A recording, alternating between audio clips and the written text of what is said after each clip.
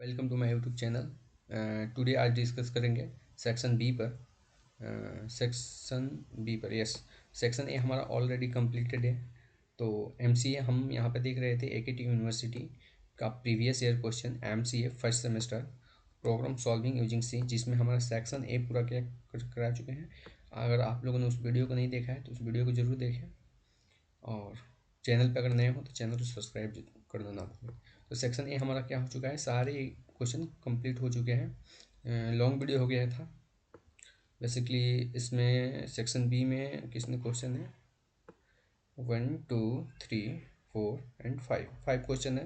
5 question को short video में हम लोग कंप्लीट करेंगे। इसको पूरी डिटेल्स में आपको इसके सोल्यूशन मिलेंगे। नेक्स्ट वीडियो आएगा सेक्शन सी का, जिसमें सेक्शन सी के पूरे सोल्यूशन कराए जाएंगे। ठीक है, तो चलिए स्टार्ट करते हैं।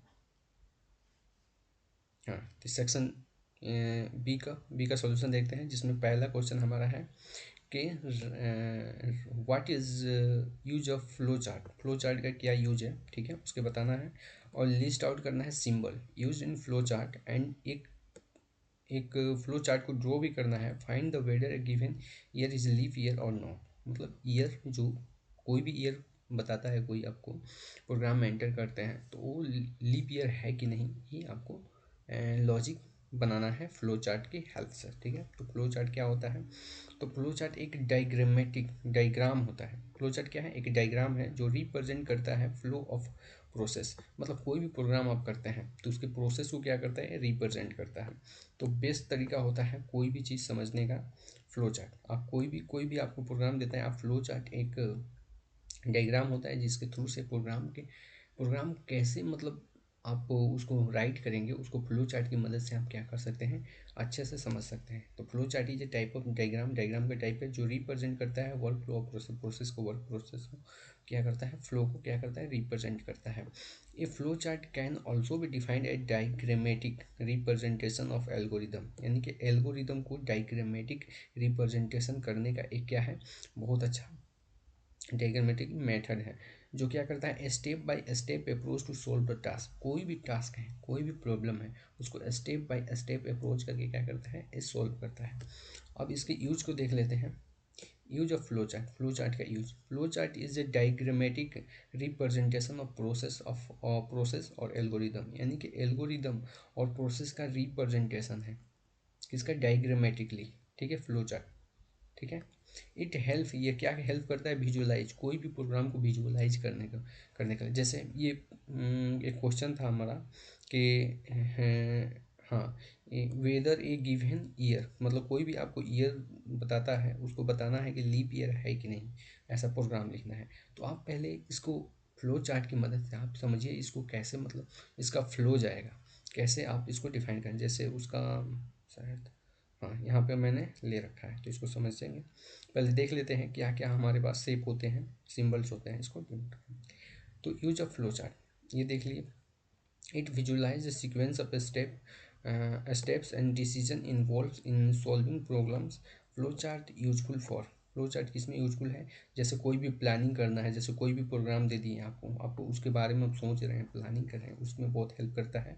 दे allow you to plan and organise the logic of a program और प्रोसेस। यानी कि एक प्रोग्राम के लॉजिक या प्रोसेस के लॉजिक को क्या करता है, एक प्लान करने का तरीका बताता है।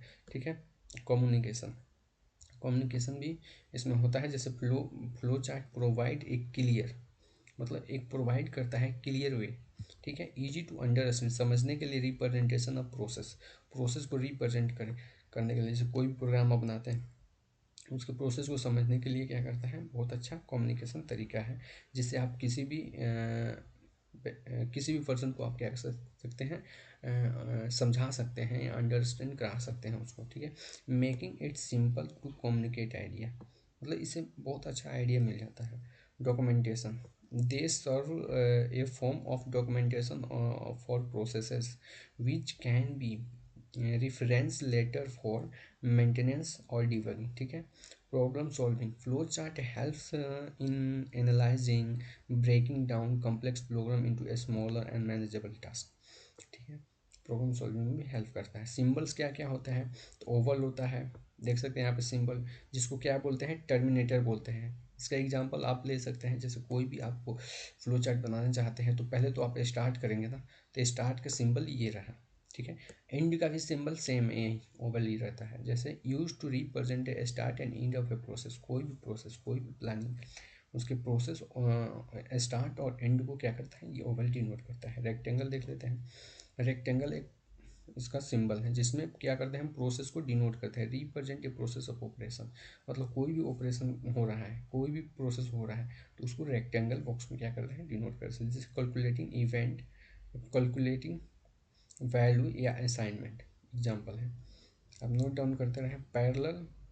पैरेललोग्राम यानी कि इनपुट और आउटपुट लेने के लिए, जैसे कोई भी यूजर से आप इनपुट लेते हैं, कोई भी आपने प्रोग्राम किया होगा सी में, तो यूजर से जो इनपुट लेते हैं उसको किस में डिनोट करते हैं, इसमें पैरेललोग्राम में, ठीक है। Represent the output and input, जैसे example reading user input, print output, ये सब इसमें दिखाते हैं। डायमंड, डायमंड किस लिए होता है, डायमंड डिसीजन के लिए, जैसे इफ कंडीशन हो गया आपका, कोई भी इफ कंडीशन आप लगाना चाहते हैं, ठीक है, कोई भी इफ कंडीशन लगाना चाहते हैं तो डायमंड का यूज करेंगे। Represent the decision point where the condition is check and flow branches based on the result, ठीक है, ये सब नो के हिसाब से। और लास्ट हमारा बचता है एरो, जो क्या करता है, डिनोट करता है represent the direction of flow, मतलब इसका डायरेक्शन किस तरफ है, किस तरफ फ्लो करेगा। जैसे यहाँ पे एक बेस्ट एग्जांपल नहीं आप लोग के लिए, थोड़ा स्क्रीन छोटा कर देते हैं, यस। तो देखिए यहाँ प्रोसेस हमने स्टार्ट किया। लीप ईयर होता क्या है, लीप ईयर ऐसा ईयर जो क्या हो, 4 से डिविजिबल हो, 4 से डिविजिबल और 400 से डिविजिबल हो, वो क्या हो जाएगा, लीप ईयर हो जाएगा, ओके स्टूडेंट। और 100 से डिविजिबल जो होगा वो लीप ईयर नहीं होगा। जैसे 2000 प्रीवियस ईयर हमारा 2024 था, वो क्या था, हमारा लीप ईयर था, क्योंकि 4 से डिविजिबल है, ओके। 4 से डिविजिबल या 400 से, ओके। तो यहाँ पे देख सकते हैं हमारा कंडीशन तो बन गया, आपके सामने यहाँ पे कंडीशन बन गया कि या तो ईयर जो होगा हमारा 4 से डिविजिबल होना चाहिए, 4 से क्या होना चाहिए, हमारा ईयर डिविजिबल होना चाहिए, या तो 4 से डिविजिबल हो या तो 400 से डिविजिबल, ओके। तो क्या हो जाएगा, लीप ईयर हो जाएगा। तो हमारा यहाँ जैसे स्टार्ट किया हमने यहाँ से ओवल से, फिर इनपुट बॉक्स में हमने इनपुट ले लिया, फिर हमारा ये डिसीजन वाला था, ठीक है, कहाँ गया, हाँ, ये डायमंड शेप का जो डिसीजन लेता है, इसमें इसमें डिसीजन को हम डिफाइन कर लिए कि ईयर या तो 4 से डिविजिबल हो या 400 से डिविजिबल हो। एंड में लिख दिया कि 100 से नॉट डिविजिबल होगा, ठीक है। ये जैसे ही अगर डिविजिबल नहीं होगा तो ये नो नो वाले में जाएगा। एरो अभी पता है ना, फ्लो को रिप्रेजेंट करता है। एरो इस साइड जाएगा और प्रिंट कर देगा it is not a leaf year, और एंड हो जाएगा, प्रोग्राम स्टॉप हो जाएगा, ओके। अगर ये कंडीशन ट्रू है तो यस में जाएगा और प्रिंट करेगा it is a leap year, okay friends. ठीक था, आप नोट डाउन कर सकते हैं, डायग्राम आपको एग्जाम में करके आना है। नेक्स्ट क्वेश्चन हमारा है, नेक्स्ट क्वेश्चन है how how switch statement is different from else if ladder, construct a diagram in C below pattern, ठीक है।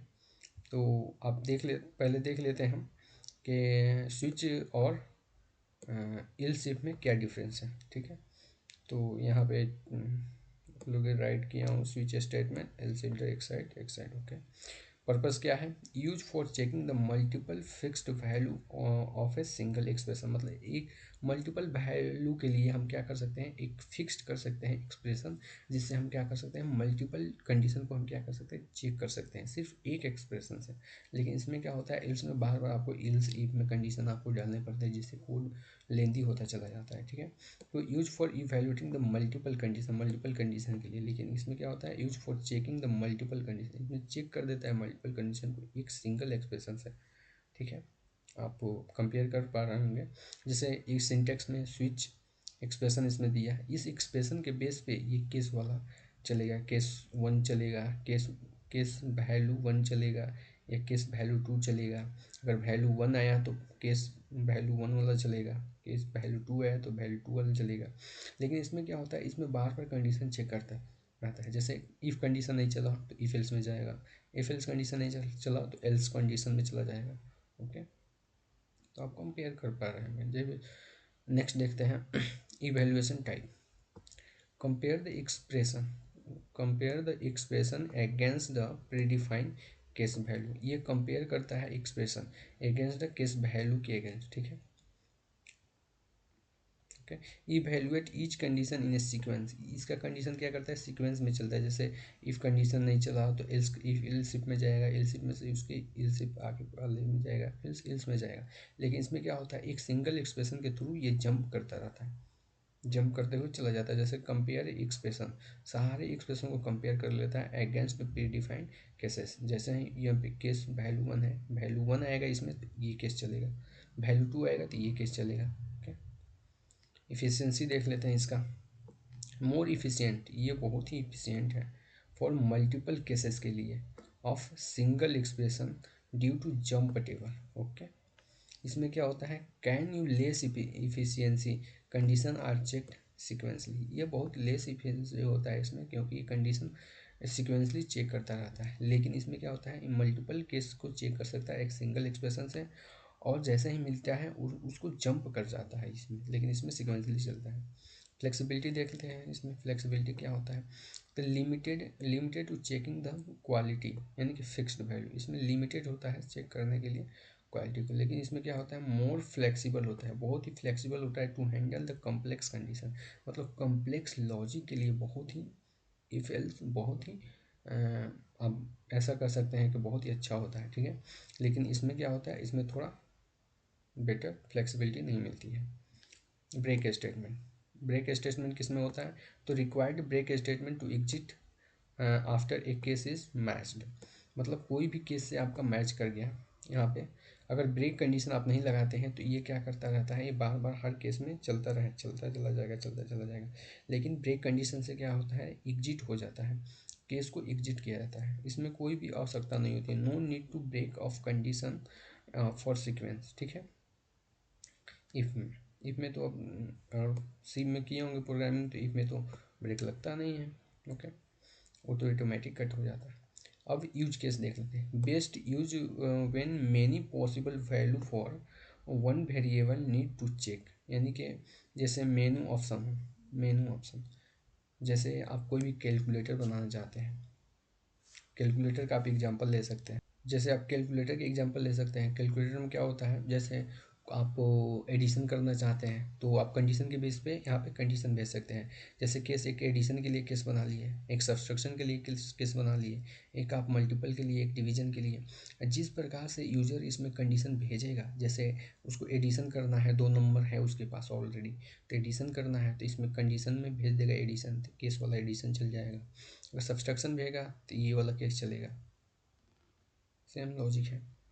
ओके, इसमें मल्टीपल चेक सकते हैं। लेकिन इसमें क्या होता है, best use for checking the multiple condition, इसमें कंडीशन को मल्टीपल चेक करने के लिए इंडिपेंडेंट कंडीशन एक दूसरे से मैच ना करते हो कंडीशन, रेंज चेक। सो क्या, फॉल थ्रू देख लेते हैं, यानी कि allow fall through execution continue to the next case unless stop by break, मतलब इसमें एक ऐसा कर सकते हैं कि डिसएडवांटेज है ये, जिसमें क्या होता है, ये इसमें अलाउ करता है, मतलब सारे थ्रू को, सारे कंडीशन को अलाउ करने लगता है अगर आप ब्रेक कंडीशन का यूज़ नहीं करते हैं फॉर स्टॉपिंग द एग्जीक्यूशन नहीं तो कंटिन्यू रहता है हमेशा cases.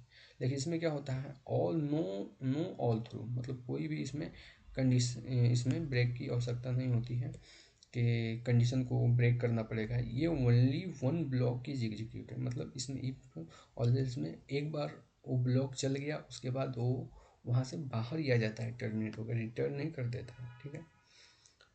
Condition type can only check for quality with constant और expression, can check for every variety of condition.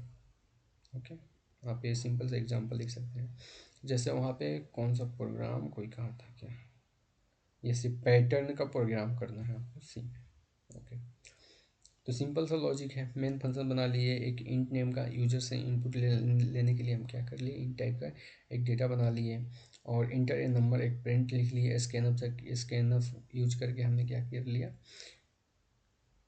कोई भी एक यूजर से इनपुट ले लिया एन, जैसे 5 इंटर कर दिया यूजर ने 5 एंटर किया, हमने प्रिंट लॉजिक ये बनाया कि इंट आई इजकल टू 1, जब आई इजकल टू 1 होगा तो आई यानी कि 1 is less than equal to n, यानी कि 5 हमने इंटर किया तो 5 हमेशा ट्रू रहेगा, आई प्लस प्लस।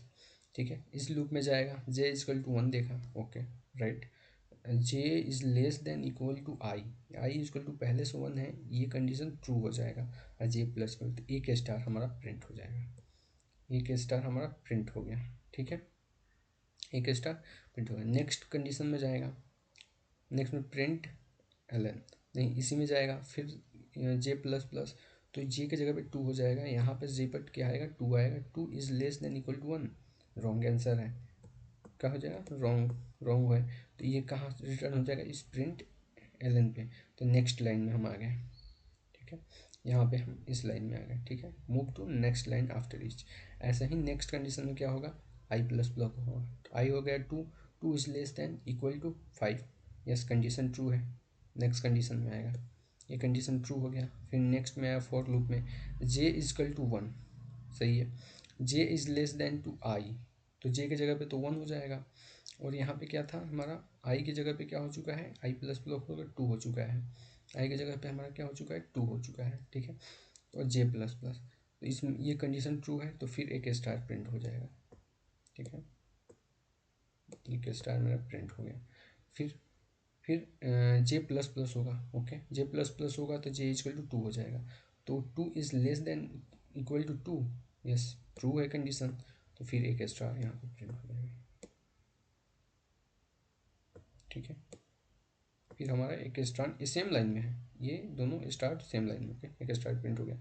फिर कंडी जे प्लस प्लस होगा तो 3 is less than equal to 2, wrong answer है, रॉन्ग कंडीशन, ये जंप कर जाएगा इस पर, प्रिंट, प्रिंट ऑफ है, प्रिंट ऑफ क्या करेगा, इन नेक्स्ट लाइन में भेज देगा इसको, तो हम आ गए फिर नेक्स्ट लाइन में, थर्ड लाइन में।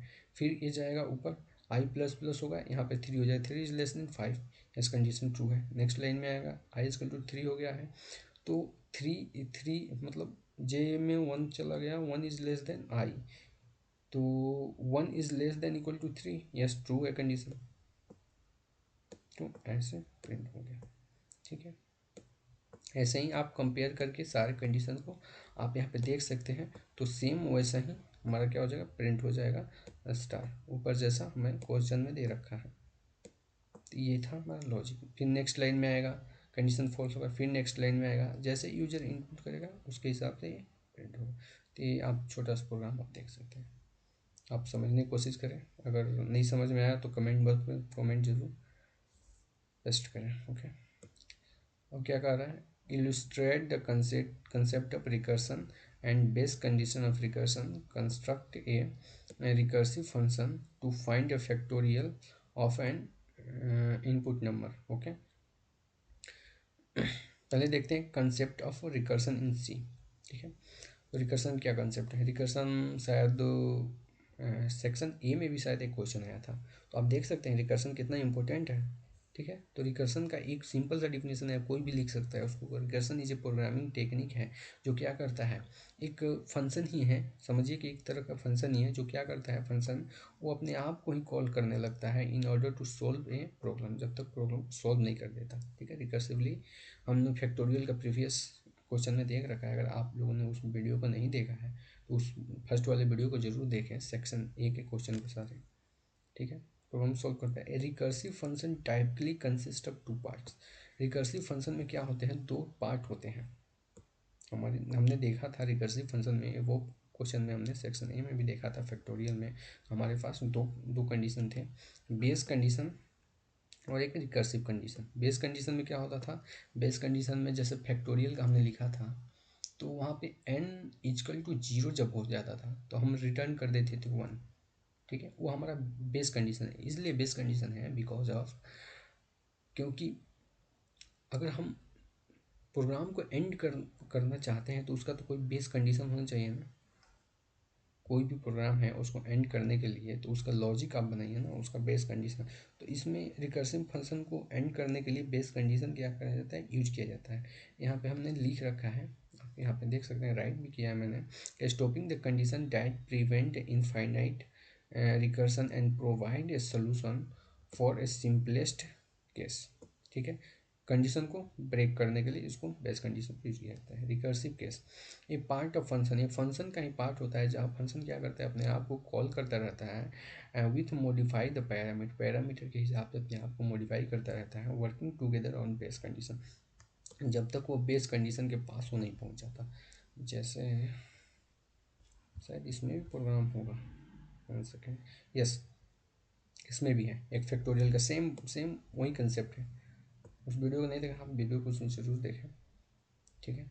इसमें कुछ की पॉइंट है, जैसे बेस कंडीशन के बारे में कुछ की पॉइंट नोट डाउन आप कर सकते हैं। जैसे this is a condition that terminate the recursion, recursion terminate करता है without base condition the function would be call itself infinitely.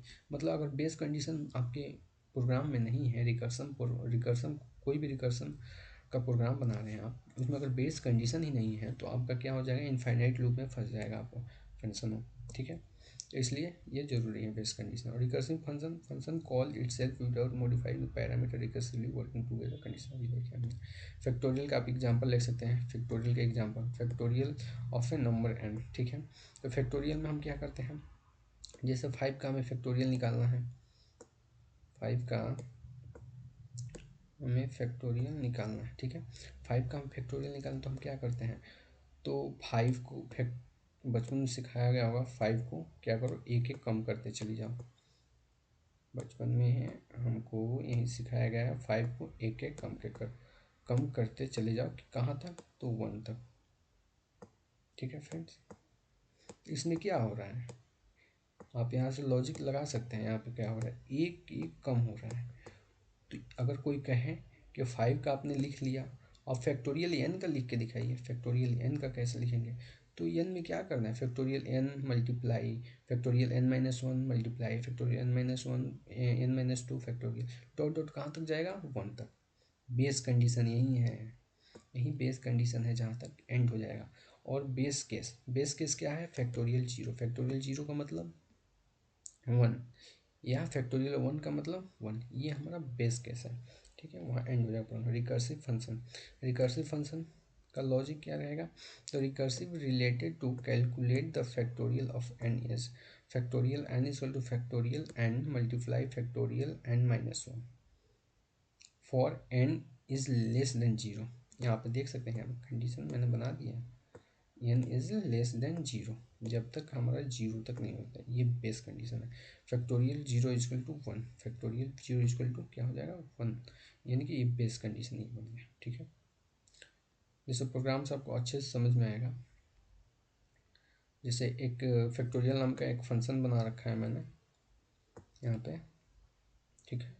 ये मेरा मेन फंक्शन, पहले प्रोग्राम क्या देखता है, कंपाइलर पहले मेन फंक्शन खोजता है, तो मेन फंक्शन यहाँ है, ठीक है। जहाँ पे हमने इंट नेम एक नंबर नेम का इंट टाइप का एक नंबर लिया है, इसमें यूजर से कह रहे हैं कि एक इंटर कीजिए आप नंबर, यूजर ने मान लीजिए 5 इंटर कर दिया यूजर ने, और फिर इंट फैक्टोरियल फंक्शन, एक फंक्शन कॉल कर दिया मैंने फैक्टोरियल फंक्शन को, जिसमें नंबर को पास कर दिया फैक्टोरियल को। अब ये फैक्टोरियल फंक्शन अपने आप को क्या करेगा, तलाश करेगा या ढूंढेगा कहाँ हूँ मैं, ठीक है। तो फैक्टोरियल फंक्शन यहाँ पे उसको दिखेगा, तो इसमें क्या आ गया, 5 इंट में, ठीक है। इंट में 5 आ गया। बेस कंडीशन हमारा ये है कि फैक्टोरियल 0 और 1 इज़ 1, 0 पे या 1 पे हमारा फैक्टोरियल क्या हो जाएगा, 1 हो जाएगा। ये हमारा बेस कंडीशन, चूँकि यहाँ पे देख चुके हैं 0 और 1, ठीक है। तो इफ़ कंडीशन एक लगाएंगे, जिसमें क्या होगा, हमारा कहेगा कोई भी यूजर एंटर कर दिया, मान लीजिए कोई भी यूजर, हम मान लीजिए अपने आप को यूजर, आप इंटर कर देते हैं 1 का फैक्टोरियल निकालिए, तो 1 का जब फैक्टोरियल निकालिए तो उसका कंडीशन बन गया ना, वो लास्ट ही पॉइंट है फैक्टोरियल, जैसे 5 था तो ये कहाँ तक जाता था, कहाँ तक जाता था, ये 1 तक चला जाता था, ठीक है। तो 1 लास्ट ही है ना, तो 1 पे एंड हो जाना चाहिए प्रोग्राम, जैसे, हाँ ये बेस कंडीशन बन गया। अगर 0 आप एंटर करते हैं तो भी रिटर्न करेगा 1, या तो आप 1 करते हैं तभी 1 रिटर्न करेगा, 1 का फैक्टोरियल 1, 0 का फैक्टोरियल 1, ओके। नहीं तो क्या होगा, एल्स कंडीशन में जाएगा, एल्स कंडीशन में रिकर्सिव केस चलेगा। रिकर्सिव केस में आपको ऊपर मैंने दे रखा है factorial N multiply factorial N minus one, ये हमारा रिकर्सिव फंक्शन बनेगा यहाँ पे, ठीक है, जहाँ N is less than zero. Okay, यहाँ पे देख सकते हैं अब फैक्टोरियल अपने आप को कॉल करता रहेगा, बार बार कॉल करेगा। कब तक कॉल करेगा? जैसे ही कंडीशन यहाँ पे उसको ट्रू दिखेगा वो इसके अंदर चला जाएगा, इसके अंदर जाएगा, रिटर्न वन कर देगा, ये बाहर चला जाएगा, ठीक है, फंक्शन के बाहर चला जाएगा और यहाँ पे आके प्रिंट कर देगा factorial, factorial percent D as percent D, यानी कि नम और रिजल्ट, इसमें रिजल्ट में स्टोर हुआ होगा फैक्टोरियल और रिटर्न कर देगा जीरो, प्रोग्राम से बाहर। ओके फ्रेंड, अगर फर्स्ट वीडियो आप जरूर देखें क्योंकि फर्स्ट वीडियो में बहुत अच्छा से एक्सप्लेन किया गया है इसको। नेक्स्ट क्वेश्चन क्या है? नेक्स्ट क्वेश्चन हमारा कहता है how a structure is different from array, array से स्ट्रक्चर डिफरेंट कैसे है? In write a program to store the employee details such as, जैसे आपका employee ID, name, salary, age for 50 employee and display the employee details who is getting salary more than 15। तो ये simple सा question है, आप थोड़ा सा अगर दिमाग लगाएंगे तो इसको ज़रूर आप इस प्रोग्राम को क्या करेंगे, राइट करके आएंगे अपने एग्जाम में। जैसे कह रहा है कि एक स्ट्रक्चर बनाइए, यानी कि स्ट्रक्चर मतलब एक डेटाबेस बनाइए, ठीक है, उसमें एम्प्लॉय आईडी रहेगा, नेम रहेगा, सैलरी रहेगा, एज रहेगा। ओके, मैंने एक, मान लीजिए अपने मन में इमेजिन कीजिए मैंने एक डेटाबेस बना लिया जिसमें एम्प्लॉय का आईडी है, नेम है, सैलरी और एज है, 15 एम्प्लॉय। ओके, अब कंडीशन क्या कहा है? कंडीशन कह रहा है कि who is getting salary more than 15,000, 15,000 से ऊपर जितने भी एम्प्लॉय मतलब सैलरी पाते हैं उसको डिस्प्ले कर दो। तो उसमें सिर्फ क्या लगाना है, वो कंडीशन लगाना है, salary, salary is less than 15 more than, हाँ salary is more than 15,000, then उस कंडीशन के अंदर जाएगा। जैसे प्रोग्राम आपको बाद में दिखा, पहले हम देख लेते हैं डिफरेंस क्या है स्ट्रक्चर और एरे में, ठीक है। डिफिनीशन देखते हैं, array is a collection of element, same data type आप बोल सकते हैं।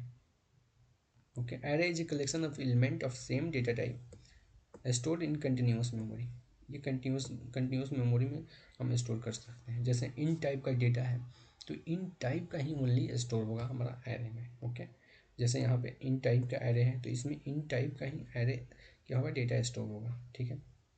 लेकिन इसमें क्या होता है, डिफरेंस होता है, structure is a collection of variable, variable या तो आप इंट भी रख सकते हैं, फ्लोट भी रख सकते हैं, ओके, कैर भी रख सकते हैं, स्ट्रिंग भी रख सकते हैं इसमें स्ट्रक्चर में। Structure is a collection of variable, मान लीजिए एक डेटा भी सही है, can be of different data type, मतलब group together under a single name, ठीक है। सिंगल नेम से हम क्या कर सकते हैं, इसको ग्रुप भी कर सकते हैं और इसमें मल्टीपल टाइप के डेटा को क्या कर सकते हैं, स्टोर कर सकते हैं डेटा टाइप को। ऑल डेटा टाइप में देख लेते हैं, डेटा टाइप में डिफरेंस क्या दे रहा है, तो all element in array, all element in array must be same data type, यानी कि इसमें कोई भी एरे आप डिफाइन करते हैं, वैसे आपने प्रोग्राम किया है तो कोई भी एरे आप बनाते हैं, जैसे यहाँ एरे बनाया तो आप सेम ही डेटा टाइप उसमें स्टोर भी कर सकते हैं और सेम ही ओनली वन डेटा टाइप आप इसमें डिफाइन कर सकते हैं। इन टाइप का, स्ट्रिंग टाइप का डेटा रखना है, कैर टाइप का डेटा रखना है, लेकिन इसमें क्या है, variable member inside the structure can be different data type, ठीक है। असाइनिंग एलिमेंट, जैसे element are access using the index, index को यूज करके हम क्या कर सकते हैं, इसमें कोई भी डेटा को एक्सेस कर सकते हैं। जैसे बहुत बड़ा एरे है, जैसे एग्जांपल में आप देख सकते हैं, जैसे एरे जिसमें क्या है, 0 है, फिर 1 स्टोर हुआ है, फिर 2 स्टोर हुआ है, फिर 3 स्टोर हुआ है। तो आप इसमें से थ्री को एक्सेस करना चाहते हैं, थ्री को एक्सेस करना चाहते हैं तो आप क्या लिखेंगे, एरे, ठीक है।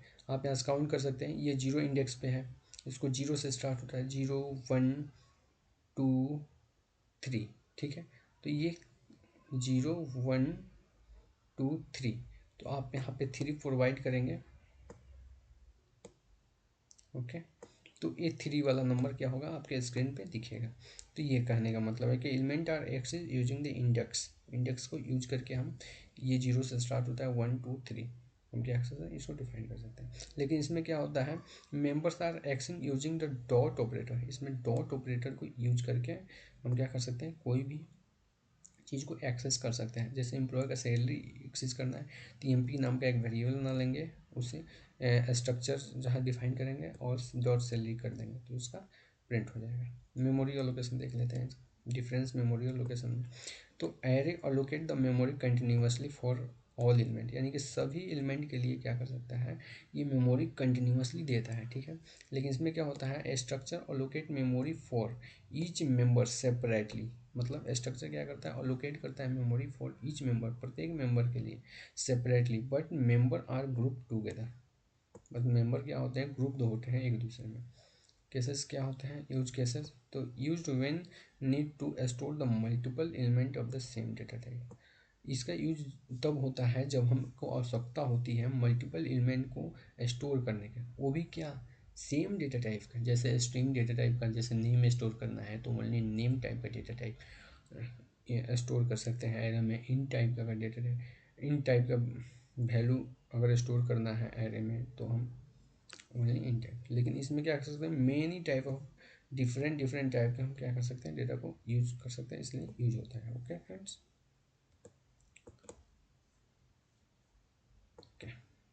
नेक्स्ट हमारा क्या था, नेक्स्ट क्वेश्चन में कहा था प्रोग्राम। ओके, प्रोग्राम को देख लेते हैं। तो सिंपल सा प्रोग्राम है, जैसे हैज़ इंक्लूड, ये सब में इंक्लूड कर लेंगे। ओके, डिफाइन स्ट्रक्चर, हाँ यही कह रहे थे हम, डेटा एक हम डेटाबेस बना लेंगे। इसको सिंपल सा समझिए आप, नथिंग कुछ।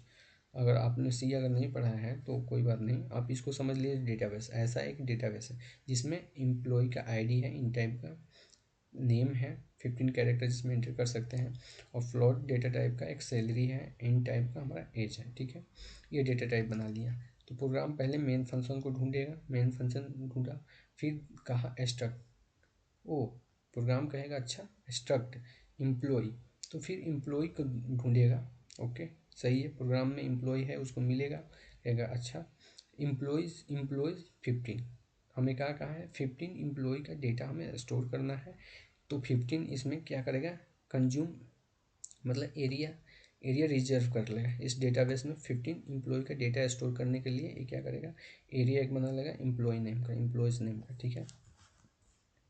तो ये एरिया बन गया। अब यहाँ पे क्या करेंगे हम, 50 डेटा स्टोर करना है, तो हमें आई इजकल टू जीरो इंडेक्स से पता है स्टार्ट होता है, तो zero index I is less than 15, यानी कि आई प्लस प्लस जब तक चलेगा, कब तक चलेगा, 49 तक, 59 तक हमारा ये कंडीशन चलेगा। ओके, जीरो को लेकर हो जाएगा हमारा 50। ओके फ्रेंड्स, ये कंडीशन चलेगा। फर्स्ट बार बार एक ही हर हर लूप में क्या क्या पूछेगा, एक ही चीज़ पूछेगा, enter the details for employee percent D 1 + i+1, यानी कि फर्स्ट एम्प्लॉय का आप डिटेल एंटर करें, ठीक है। फर्स्ट डिटेल का एम्प्लॉय एंटर करें, तो इंटर द एम्प्लॉय आईडी, आप एम्प्लॉय आईडी एंटर करेंगे, फिर इसके नाम से एम्प्लॉय आईडी इंटर हो जाएगा, employee I dot employee ID में जाएगा। एम्प्लॉय आई मतलब फर्स्ट, यहाँ पे कुछ प्लेस रिजर्व कर लिया है 50 एम्प्लॉय जिसमें डेटा स्टोर होगा। ये कह रहा है कि फर्स्ट एलिमेंट को, यानी कि एम्प्लॉय आईडी में, एम्प्लॉय फर्स्ट का आईडी स्टोर कर दो एम्प्लॉय आईडी में, ठीक है। एम्प्लॉय जो डेटा बस यहाँ प्लेस रिजर्व हुआ है उसमें एम्प्लॉय आईडी मतलब फर्स्ट एम्प्लॉय का आईडी स्टोर कर लो, ठीक है। ओके, नेम कह रहा है तो नेम यहाँ से to clear the buffer before taking the string input. Okay, F get ये क्या करेगा, एम्प्लॉय का नेम लेगा, इसमें से साइज निकालेगा, फिर इसमें क्या करेगा, एम्प्लॉय का नेम भी स्टोर कर लिया, इस डेटाबेस में नेम भी स्टोर हो गया, किसका, पहले एम्प्लॉय का, भी फर्स्ट एम्प्लॉय का चल रहा है, फिर नेम स्टोर हो गया, फिर सैलरी स्टोर करा देते हैं, ठीक है। अगर सैलरी स्टोर कर लिया, फिर एज स्टोर हो जाएगा, एज प्रिंट करके आएगा, एज एंटर कर दिया, फिर नेक्स्ट लूप में जाएगा, फिर उस लूप में जाएगा, आई प्लस प्लस होगा, आई इजकल टू 1 हो गया। इस बार क्या कहेगा, एम्प्लॉय 2 के लिए डेटा को स्टोर करें। तो बार बार आप एंटर करेंगे 50 एम्प्लॉय का, जैसे ही डेटा आपका कंप्लीट होगा कंडीशन हो जाएगा फॉल्स, कंडीशन फॉल्स होते ही नीचे आएगा, फिर देखेगा ओ एम्प्लॉय का डेटा भी प्रिंट कराना है, वो भी ग्रेटर देन 15,000 से। ओके, फिर फॉर लूप में जाएगा, I is equal to 0, I is less than 15। ये बार बार लूप चलेगा, 15 मतलब सबको चेक करेगा, बार बार एक कंडीशन चेक करेगा, अरे किसका है किसका है, तो ये चलता चला जाएगा। और इफ़ कंडीशन में एक कंडीशन लगा लिया मैंने कि अगर इम्प्लॉई, जो भी इम्प्लॉय, जैसे फर्स्ट इम्प्लॉय का सैलरी 1500, 15,000 से अगर ज़्यादा है तो ये कंडीशन सारा चल जाएगा और प्रिंट हो जाएगा डेटा। ठीक है, डेटा प्रिंट हो जाएगा। फिर ये आई प्लस प्लस होगा, एम्प्लॉय टू आएगा, एम्प्लॉय टू का देखेगा सैलरी इतना ज़्यादा है, इसका नहीं ज़्यादा है, चलो कंडीशन फॉल्स। फिर जाएगा एम्प्लॉय थ्री का देखेगा, कंडीशन ट्रू है, सही है, तो ये सारा क्या हो जाएगा, प्रिंट हो जाएगा डेटा फिर से थ्री के लिए। तो ऐसे चलेगा, फिर रिटर्न हो जाएगा। Okay friend, okay friends, basically video long हो चुका है, जिसकी वजह से नेक्स्ट वीडियो में हम देखते हैं सेक्शन सी के क्वेश्चन के साथ। ठीक है, अगर आप चैनल पर नए हो तो चैनल को सब्सक्राइब करना ना भूलें, और कमेंट बॉक्स में एक कमेंट ज़रूर आप टाइप करें कैसा लगा वीडियो। अगर कोई मिस्टेक है हमसे तो ज़रूर मिस्टेक को आप कमेंट बॉक्स में आप एक्सप्लेन कर सकते हैं। Okay friends.